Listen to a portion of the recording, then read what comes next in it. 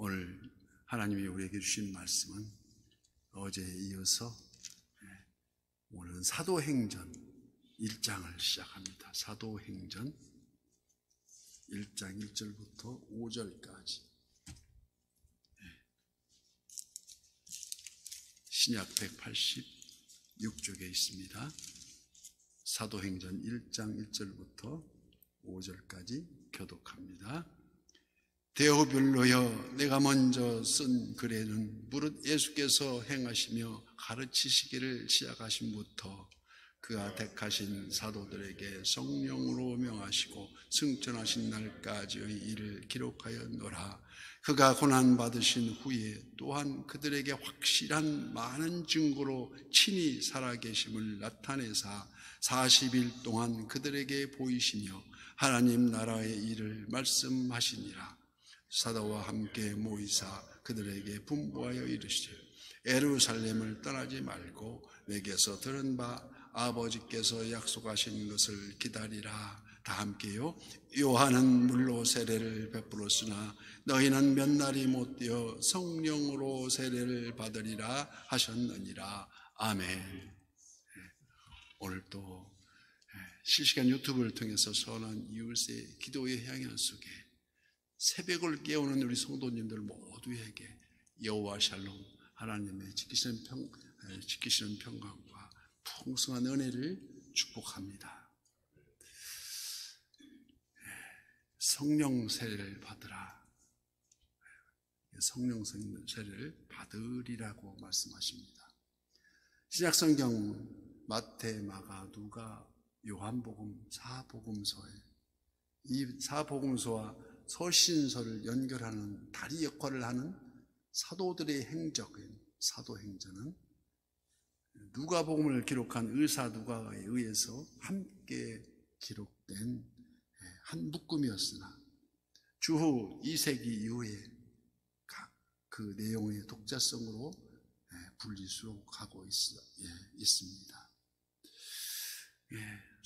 신약성경이 유일한 역사서로서 그래서 이 구약 성경에는 39권의 구약 성경에는 12권의 역사서가 있습니다. 예를 들어서 여호수아, 사사기, 룻기, 사무엘상하, 열왕기상하, 역대기상하, 그래서 12권이나 되는데 유일한 역사서는 사도행전입니다. 교회의 이 사도행전은 교회의 시작과 기독교가 전파되는 누가복음의 마지막 부분의 약속대로 오순절 성령께서 강림하신 내용부터 시작합니다. 우리가 꼭 살펴야 할 그 이유는 첫째, 사도행전은 초대교회 지도자들을 통해서 성령으로 역사하시는 예수 그리스도의 계속적인 행적, 지금도 하나님 우편에 앉아 계시다가 성령을 통하여 이 땅에 교회들과 사역하고 계심을 믿음의 눈으로 바라보며 각자 주님의 사역에 동참하기 위함이며, 둘째, 사도행전의 주제이신 기도, 성령, 교회, 하나님의 섭리 등 우리가 매일매일 성화되어야 할 귀한 과제가 수록되어 있기 때문입니다. 오늘 본문 4절 말씀과 같이 사도와 함께 모이사 그들에게 분부하여 이르시되 예루살렘을 떠나지 말고 내게서 들은 바 아버지께서 약속하신 것을 기다리라 말씀하십니다. 이 약속을 주시는 이는 누구십니까? 예수님이십니다. 즉 누가복음은 예수님에 관한 기록이 시작에 불과하고 승천하신 예수님께서는 또 다른 방법으로 그의 사역과 가르치심을 계속하실 것을 말씀하고 계십니다. 이는 이사야 2장 3절 말씀과 같이 이는 율법이 시온에서부터 나올 것이요 여호와의 말씀이 예루살렘에서부터 나올 것임이라 하신 그 예언 그대로 예루살렘을 떠나지 말 것은 아버지께서 약속하신 것을 기다리라는 것입니다. 그러하기 위해서 3절 말씀, 그가 고난을 받으신 후에 또한 그들에게 확실한 많은 증거로 친히 살아계심을 나타내사 40일 동안 그들에게 보이시며 하나님 나라의 일을 말씀하시니라. 결국 예수님께서 부활하시고 40일간의 나타내심과 가르치신 목적은 올바른 부활의 증인이 되게 하기 위함이라는 것입니다. 하늘에 오르시어 전능하신 아버지 하나님 우편에 앉아 계시다가 거기로부터 살아있는 자와 죽은 자를 심판하러 오십니다. 즉 하나님 나라는 부활하신 예수님으로부터 비롯된다는 것입니다. 우리를 향한 최종적인 약속은 바로 성령 세례입니다. 오늘 보면 5절 말씀, 요한은 물로 세례를 베풀었으나 너희는 몇 날이 못되어 성령으로 세례를 받으리라 하셨느니라. 성령 세례란 교단마다 다양한 견해가 있지만 한마디로 오순절 성령 강림이라 할 수 있습니다. 오늘 본문에 나타난 성령 세례는 예언과 약속의 성취로 사도행전 2장에 나타나는 오순절 사건을 의미하고 있습니다. 세례 요한에 의해 예언되고 예수 그리스도에 의해 약속된 요한은 물로 세례를 베풀었으나 너희는 몇 날이 못되어 성령으로 세례를 받으리라. 성령 세례는 어떤 능력이나 은사의 체험 중심이 아니고 역사적 또한 구속사적인 사건이요 성령으로 말미암아 예수 그리스도와 결합하게 됨을 의미합니다. 그러므로 고린도전서 12장 3절 말씀 무슨 말입니까? 성령으로 아니하고는 예수를 주라 시인할 수 없느니라.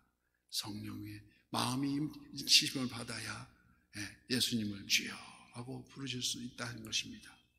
성령 세례는 예수님을 구주로 영접함으로써 즉시 임하는 성령의 역사입니다. 그래서 성령 세례는 체험을 수반할 수도 있지만 그렇지 아니한 경우가 더 많습니다.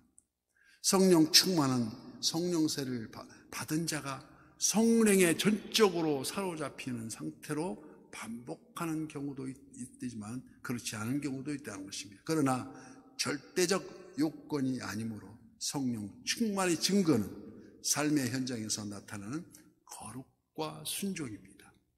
내가 거룩하니 너희도 거룩하라는 것 같이 그 순종에 있다는 것입니다. 이는 곧 삶이 예배가 되는 거룩이라 할 수 있습니다.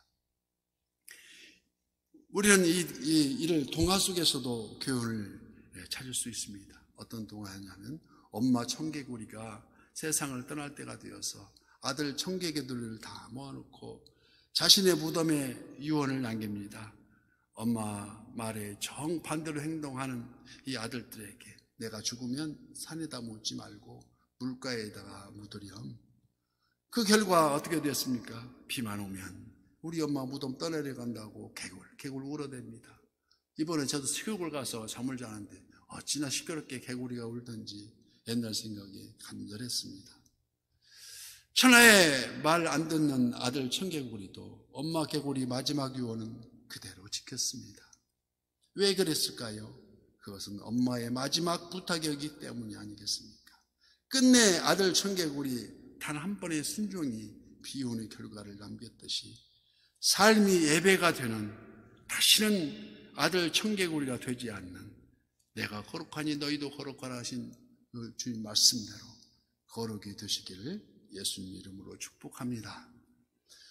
주님의 지상의 마지막 남긴 말씀, 예루살렘을 떠나지 말고 내게서 들은 바 아버지께서 약속하신 것을 기다리라 하십니다. 이는 사도행전이 전하는 예수님께서 승천하시기 전에 제자들에게 남기신 마지막 유언이었습니다.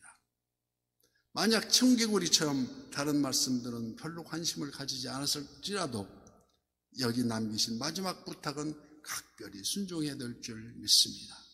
이 약속과 부탁이 예수님께서 제자들에게 마지막 40일 동안 가르쳐 주신 가장 중요한 핵심이요, 이는 해도 되고 안 해도 되는 선택사항이 아닌 꼭 우리가 해야 하는 필수사항이라는 것입니다. 어떤 사항입니까? 성령을 소멸하지 말며. 왜 성령을 소멸하지 말아야 합니까? 이 어지러운 세상 중에 할 수만 있으면 미혹하려는 등 영들이 이단 사교를 비롯해서 미혹의 영들이 틈만 있으면 넘어뜨리려고 배고파 우는 사자처럼 삼킬자를 찾아서 지금도 돌아다닌다는 것입니다.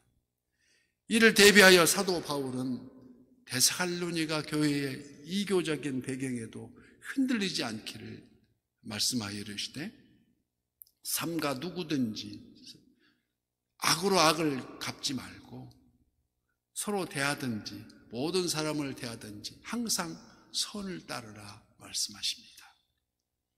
그러하기 위해서는 어떻게 한다고 말씀하십니까? 데살로니가 전서 5장 16절 말씀. 항상 기뻐하랍니다. 16절, 16절 항상 기뻐하라. 17절 쉬지 말고 기도하라. 18절 범사에 감사하라. 이걸 그리스도 예수 안에서 너희를 향하신 하나님의 뜻이라고 말씀하십니다. 오늘 말씀의 핵심은 그 다음 절에 있습니다. 19절 말씀. 성령을 소홀하지 말며. 어떤 말씀이십니까? 즉 우리가 항상 기뻐하지 않고 쉬지 않고 기도하지 않고 범사에 감사하지 않으면 성령이 소멸된다는 말씀입니다.